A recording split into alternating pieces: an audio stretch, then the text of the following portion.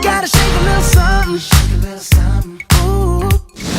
Good subject lines are everything, trust me. They can stop you in your tracks or fade into the background. RC and I used to hate this because we would shoot a great show and then send it out with a mediocre subject line, and guess what? It would never get open. We would be like, what the heck, man? This is a great show. Well, guess what? It didn't even get open. They never even got to see our hard work, all because of a weak subject line. And honestly, this is probably the most underrated and least talked about marketing strategy when it comes to social and video marketing. So all that being said, I was stopped in my tracks with a great subject line and hook. How to sell a home to the Snowflake generation. I was actually in the middle of writing a show, and this subject line got me to stop everything and read it. Great provocative hook, and it addresses a tough, relevant challenge at hand. Now, that's where my support ends, and no disrespect to the author, but I'm gonna play devil's advocate with this article. The author starts with some stats that we've covered a million times on the show, so we'll skip that part. She does state something very true. First-time buyers typically just don't know what to do. True, mainly due to the process and why and how it all works.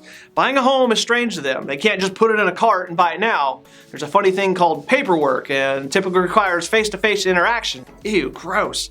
And the best one of all, it's not instantaneous. Basically, it's the opposite of everything they've ever experienced. So what do we do about it? The author states, dump the expert advisor role and become an interpreter, stating, provide your buyers with links to websites and other resources that explain the purchase process in detail and give them a sample set of loan documents. Okay, first, we just established that millennials hate paperwork. Half the time a loan officer tries to hand them copies of what they just signed, they just look at them sideways and ask for a digital copy. So I'm not so sure that giving them a sample set of paperwork is a good idea. Second, I say double down on the expert role, but do it in a different way. Become an educator. This generation has something no prior generation had before them. Access to literally anything you want via the internet and YouTube. Free education, and millennials consume it like crazy. Become what they want. An educator. Have resources they can consume online when they want to. Short, quick videos and blogs they can consume on their own time, and make them your own. Don't provide them with an anonymous link as the author suggests. Provide them with your content. So when they finally come out from behind the computer and ask a question, you are the person they ask because you are the source and the educator, and your blog and your videos have done what for you? Build rapport and trust. Aha, see? Starting to make sense.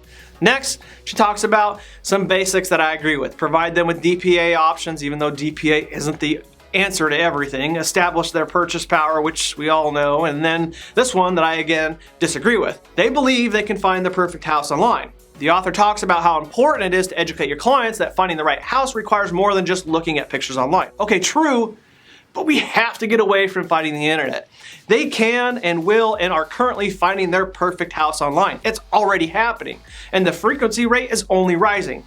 We have to stop fighting this and figure out a way to leverage it. Some smart folks already have. The author gets back on track with me and talks about explaining the fact that the first-time home buyer isn't buying their forever home. Good point. It doesn't have to be perfect. Matter of fact, it won't be at your price point. Don't fight it, noob. It's just reality. But then the author again loses me and states these first-time Snowflake buyers are scared. Maybe some, but most are just confused and annoyed more than anything. For the reasons that I explained earlier. It takes too long, too much paperwork, no buy it now button, face-to-face interaction, ew, too many questions and steps and hurdles. They aren't scared, they're just annoyed. Anyways, at the end of the day, I'll make fun of myself and quote my young friend Miguel for the second week in a row.